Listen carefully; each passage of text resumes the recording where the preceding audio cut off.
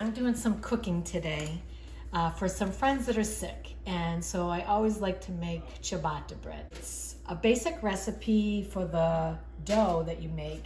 Is 4 cups of flour, a quarter teaspoon of yeast, a teaspoon and a half of salt, and 2 cups of water. And then you just mix it together. It's kind of what you call a shaggy dough, so it's not completely soft or blended together. And then what the important thing is you have to let it sit overnight. In Florida, it's a little warmer. I can't stick it in the refrigerator. I don't have enough room for that. We have to leave it out on the counter, but because it's warm in here, around 77 degrees, I don't want it to overrise. So normally you would do 18 hours of rise time, but here I can't do that. So it'll overproof and then it won't rise enough. So what I do is I do it in the evening, I let it set all night, and the next day I take it off. So you're gonna just cover it with tin foil, leave it alone, and then you're gonna end up with this kind of a shaggy dough, and you can really smell the yeast. I'm just gonna put a little oil on my hand and just pull this and kind of form it into a very wet ball. And then what I'm gonna do is put it on a pan, try to stretch it out a little bit. I like to use a pan that has oil on it. All right, so I'm just gonna put some oil on my pan. Now you can see. So I'm gonna put some oil down on the pan. I'm going to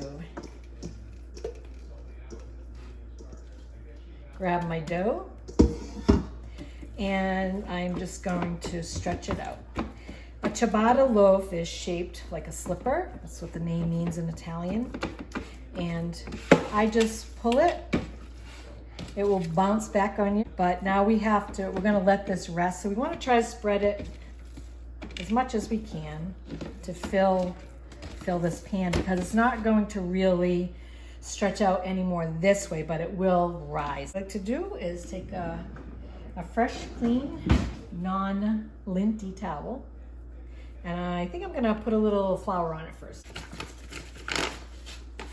All right, so I'm just going to put some flour on the top because I don't want it to stick to my towel.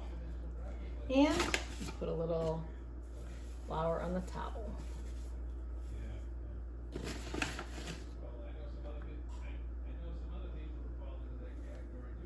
All right. So now this has to rise for 2 hours. So this is my spot for that, right on the counter. And that is ciabatta. Turn our pan onto medium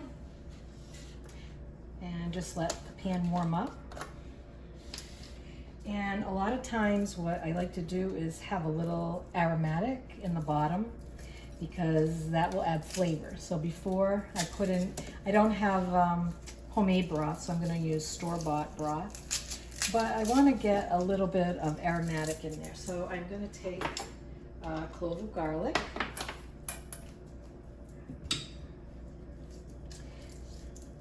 And with me, I just cut off the ends and put it in my garlic press. And just 1 clove. Squirt that in there. Okay, now I have that in a little bit of oil. And like I said, we're just gonna get a little bit of an aromatic going. And there I have some of my dried parsley that I dried up, and a little bit of turmeric for health. Just a little. And we don't want to cook this too long because we don't want it to burn. We just want it to release a little of the flavor.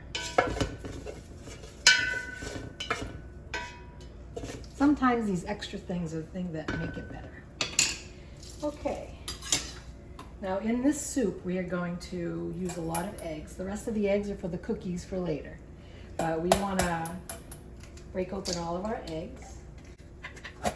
In this, we're going to probably use 6 to 8 eggs. All that now, so I'm going to pour my broth in. And a lot of times I make my own broth, but I haven't been making it since we've been back in the States. It's Florida, it's hot. We don't have a lot of room for big chickens and that type of thing. So I'm going to turn the heat up to high and just add my broth in there.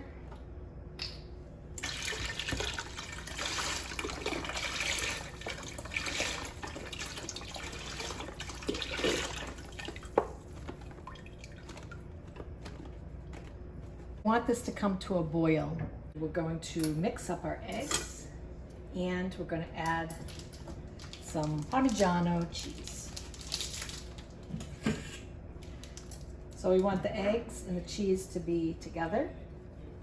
And many recipes that I cook with when I'm making any kind of soups or meals, even when I'm making like lasagna, and I put my ricotta, my eggs, and my cheese all together. And parsley. So I'm gonna grate up some good Romano or Parmigiano and then just whisk that together. Now this has to come to a boil before we can add the eggs. While that's heating up, we're gonna get our spinach ready. And then we're gonna take 6 eggs and our Parmesan cheese that we've grated and mixed it together in here.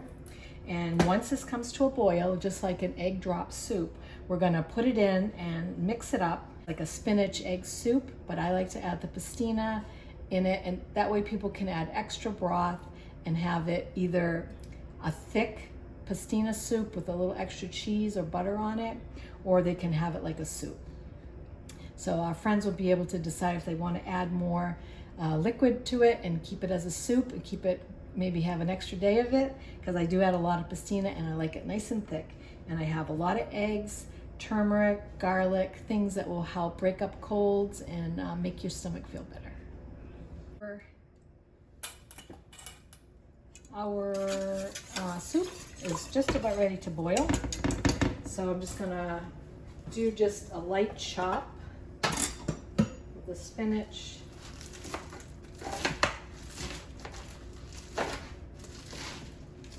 Small cutting board.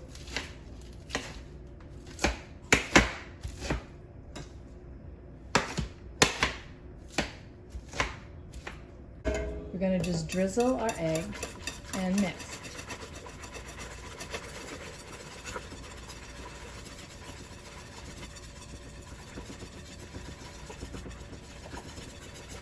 So basically it's like an egg drop soup. Every country has their own style of that. And then I just put the pan right in there, the cream, and get all of it out. All right, now that egg is going to continue to cook. I'm just going to add my spinach.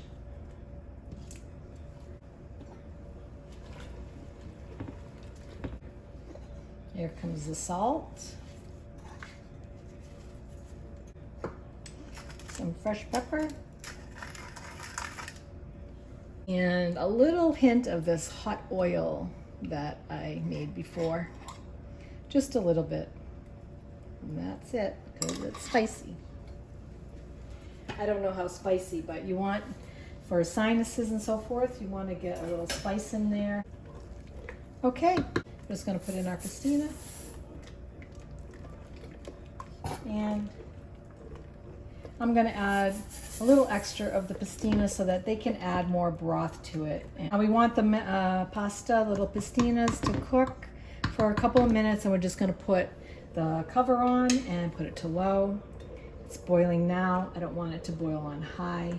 So on an electric stove, I find I have to put it all the way down to low to get it to the temperature that I want.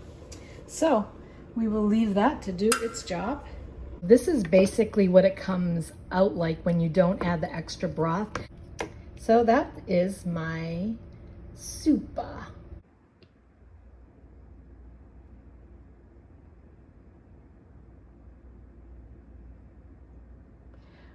Okay, let's see if our dough is ready. And yes, this is puffed up pretty good. And like I said, it is ciabatta, so I don't want it to overproof. So I'm gonna set my oven to 425 and put it in the oven. Let's see what happens. Okay, Jeffrey, can I interrupt you one more time? Certo. All right. So, my darling, I'm very, very sorry, but I have to get the bread out of the oven, and I baked bread, and I know that we cannot eat this bread, and it's your favorite. Here you go. Let's take it out and see what it looks like. Ciabatta bread. Is this one of your creations, man? Yeah. Oh, yeah. Took an old, is that an old pot holder? Yeah, I took an old pot holder. And covered it. Yeah, I covered it. So now it looks like a blue Kermit the Frog. Yes, it does. All right, let's see what that bread looks like. It's in the bottom.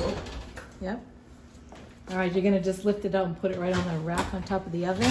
And you can just like hold it up a little bit. Oh, mamma mia. That is the ciabatta. Oh, I'm so sorry.